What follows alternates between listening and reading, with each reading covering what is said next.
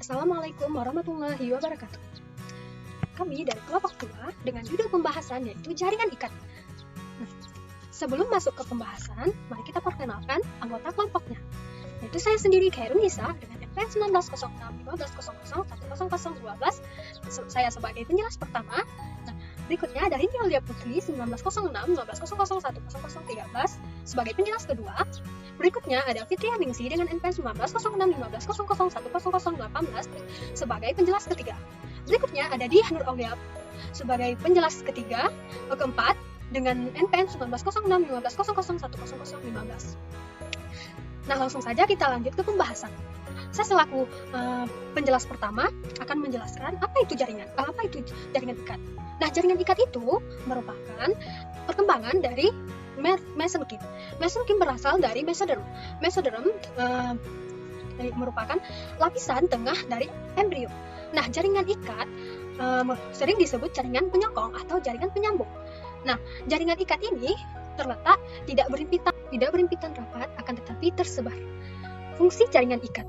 Nah, jaringan ikat berfungsi sebagai jaringan yang mengikat jaringan yang satu dengan jaringan yang lain, dan juga merupakan penunjang atau jaringan penunjang atau penyokong dan untuk memperkuat jaringan-jaringan itu sendiri. Nah, jaringan ikat juga memiliki fungsi khusus, yaitu jaringan ikat sebagai pengantar panas, jaringan ikat sebagai pertahanan, dan jaringan ikat sebagai regeneratif. Nah, ciri khusus jaringan ikat adalah memiliki komponen interseluler yang disebut matriks. Matriks disekresikan oleh sel-sel jaringan ikat. Dengan demikian dapat kita simpulkan bahwa jaringan ikat memiliki dua jenis atau terdiri atas dua jenis, yaitu jaringan sel-sel jaringan ikat dan matriks. Matriks tersusun dari sel-sel serat-serat ya. Matriks tersusun dari serat-serat dan bahan dasar. Berdasarkan bentuk dan reaksi kimianya, matriks dapat dibagi menjadi 3. Nah, yaitu kolagen, serat kolagen, elastis, dan retikuler. Serat atau serabut kolagen memiliki berkas beraneka ragam yang berwarna putih. Dia mempunyai elastisitas yang rendah, daya renggang tinggi, tebal dan panjang. Serabut atau serat yang elastin memiliki warna kuning. Yang berwarna kuning memiliki elastisitas tinggi dan susunan seratnya tipis. Nah, akan tapi elastisitas tinggi tersebut akan menurun dengan seiringnya bertambah usia. Elastin pun akan menurun. Nah, berikutnya ada retikuler. Retikuler dia elastisitasnya rendah, memiliki bentuk seperti serabut kolagen namun lebih tebal dan pendek. Nah, retikuler hampir sama dengan kolagen, akan tetapi ukurannya lebih kecil.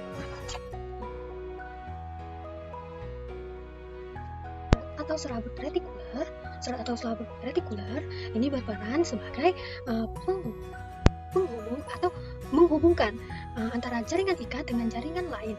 Nah, khususnya jaringan epitelium dengan jaringan ikat. Bahan dasar penyusun matriks adalah mukopolisakarida sulfat dan asam hyalurona. Mukopolisakarida itu dapat disebut juga polisakarida sulfat. Di mana polisakarida sulfat dia jika tinggi maka matriksnya jadi kaku. Nah, jika asam hyaluronatnya tinggi maka matriksnya lentur. Nah, homogen. Bentuk homogen dasar ini adalah homogen setengah cair. Bahan dasar tersebut jika terdapat di sendi maka bersifat kental. Akan tetapi jika terdapat di tulang punggung maka akan bersifat padat sel atau sel-sel jaringan ikat. Sebagai jenis sel yang tertanam di dalam matriks lain sebagai berikut. Fibroblast. Nah, fibroblast merupakan sel yang mensintesis dan mensekresikan protein pada serabut. Nah, kedua ada makrofag. Adalah sel yang bentuknya berubah-ubah dan biasanya dia berfungsi untuk melawan yang tidak diinginkan datang ke jaringan kaitannya dengan pinositosis dan endositosis. Nah, ketiga ada sel Marx atau sel tiang. Nah, Sel ini adalah sel yang menghasilkan heparin atau antikoagulan dan histamin atau meningkatkan permeabilitas kapiler darah. Keempat, ada sel lemak. Sel lemak ini berfungsi menyimpan lemak sebagai cadangan makanan. Nah, yang kelima ada sel darah putih. Sel darah putih melawan patogen yang sebagai penyakit, atau bisa dibilang melawan patogen yang dianggap sebagai penyakit seperti virus, bakteri, protozoa. Nah, pada sel lemak tadi ada penambahan penjelasan, yaitu jika sel lemak itu terdapat banyak di jaringan ikat, dia akan disebut dengan jaringan adiposa. Nama saya Rini Aulia Putri. Nah, di sini saya akan melanjutkan penjelasan tentang jaringan ikat yang sebelumnya dijelaskan oleh teman saya, yaitu Khairun Nisa. Nah, berdasarkan matriks dan sel penyusunnya, jaringan ikat itu dibedakan atas 6, yaitu yang pertama jaringan ikat longgar, jaringan ikat padat, jaringan ikat lemak, jaringan ikat darah, jaringan tulang rawan, dan jaringan tulang. Pertama itu adalah jaringan ikat longgar. Nah, ini adalah contoh gambar jaringan ikat longgar. Mengapa dikatakan jaringan ikat longgar? Karena serat-seratnya itu longgar. Jaringan ikat longgar berfungsi untuk membungkus organ tubuh, pembuluh darah, dan saraf. Serabut yang menyusunnya adalah kolagen dan elastin, di mana sel penyusunnya terlihat mengandung fibroblast dan mikrofag. Susunan seratnya itu elastis dan longgar. Letaknya di bawah kulit, pembuluh darah, saraf, dan sekitar organ. Jaringan ikat longgar ini ditemukan di antara dan di sekitar organ-organ. Nah, yang kedua adalah jaringan ikat padat. Ini adalah contoh gambar dari jaringan ikat padat. Mengapa dikatakan jaringan ikat padat? Karena serat-seratnya itu sejajar, beda dengan jaringan ikat longgar yang strukturnya tidak ada keteraturan. Namun, pada jaringan ikat padat memiliki susunan yang sejajar dan beraturan.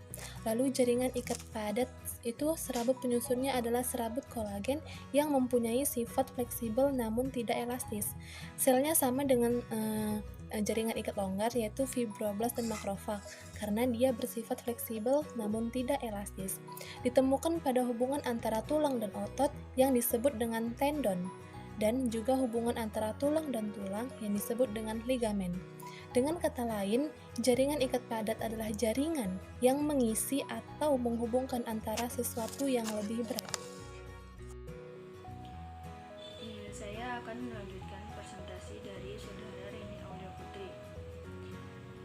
3. Jaringan ikat lemak. Jaringan ikat lemak merupakan kumpulan dari sel-sel lemak yang nama lainnya adalah adiposa. Jaringan ikat lemak adalah jaringan yang memiliki kantong dengan pinggiran tidak rata.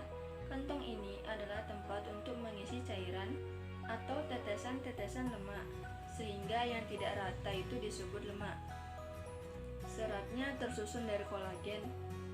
Jaringan ikat lemak berfungsi sebagai menyimpan lemak yang merupakan cadangan makanan pada jaringan, sebagai bantalan dan melindungi organ dari suhu dingin.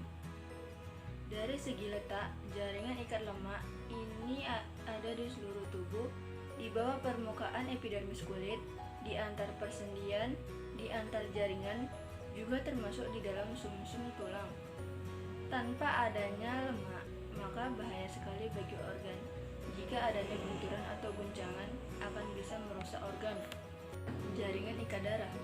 Jaringan ikat darah adalah jaringan ikat khusus yang komposisinya terdiri atas cairan dan juga sel. Jaringan ikat darah, sel-sel darahnya memiliki pinggiran rata dan lebih halus. Cairannya disebut dengan cairan plasma, sedangkan selnya disebut dengan sel darah merah dan eritrosit. Fungsinya adalah mengangkut sari-sari makanan, mengangkut zat sisa, mengangkut hormon, mengangkut oksigen, dan mengangkut karbon dioksida. Leukosit atau sel darah putih adalah sel darah yang melawan penyakit dan sebagai imunitas tubuh.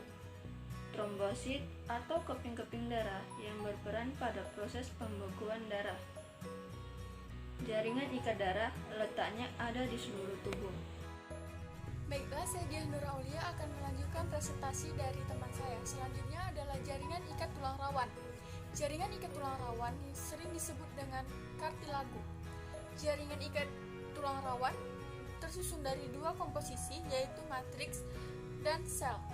Yang pertama, matriks atau yang sering disebut dengan kondrin, memiliki serabut kolagen dan elastis. Sel atau yang sering disebut dengan kondrosit. Sel fungsinya adalah mensintesis dan menghasilkan kondrin. Pada usia anak-anak, jaringan tulang ikat rawan disusun oleh jaringan. Jaringan ini disebut dengan jaringan mesenkin. Sedangkan pada usia dewasa, jaringan ikat tulang rawan disebut dengan jaringan perikondrium. Jaringan mesenkin merupakan jaringan pengikat embrional, sedangkan jaringan perikondrium ini merupakan selaput rawan atau sering disebut dengan fibrosatipis. Selanjutnya, jaringan ikat tulang rawan terbagi menjadi 3. Yang pertama, jaringan ikat tulang rawan hialin. Yang kedua, jaringan ikat tulang rawan elastisin. Yang ketiga, jaringan ikat tulang rawan fibrosa. Yang pertama, jaringan ikat tulang rawan hialin memiliki serabut kolagen. Jaringan tulang rawannya berwarna putih kebiruan dan punya perbandingan dengan elatisin. Susunannya longgar, dapat ditemukan pada permukaan tulang sendi, misalnya bronki, laring, dan trakea. Yang kedua, jaringan ikat tulang rawan elastisin memiliki serabut kolagen dan elastin, di mana elastinnya lebih banyak sehingga disebut dengan jaringan ikat tulang rawan elastin, serta memiliki warna keruh kekuningan. Susunannya padat, dapat ditemukan pada telinga, hidung, bronkiolus, dan epiglotis. Yang ketiga, jaringan ikat tulang rawan fibrosa memiliki serabut kolagen yang tersusun sejajar dan padat. Warnanya gelap dan keruh karena serabutnya pada jaringan ikat tulang rawan ini sangat padat. Dan ketika dilihat menggunakan mikroskop, warnanya lebih gelap. Susunannya sejajar, dapat ditemukan pada cakram antara tulang belakang, persendian tulang paha, dan tempat meletaknya tendon. Selanjutnya, jaringan ikat tulang. Jaringan ikat tulang komposisinya tersusun atas sel-sel tulang yang disebut dengan osteosis. Matriksnya tersusun padat dan terjadi proses pengapuran yang disebut dengan klasifikasi, di mana pengapuran ini matriks padatnya mengandung kalsium karbonat dan kalsium fosfat. Selanjutnya, pengapuran matriks padat dibagi menjadi 2, yaitu tulang kelopak atau tulang keras. Susunan matriksnya banyak, rapat, dan padat, memiliki sistem yang disebut dengan sistem Havertz.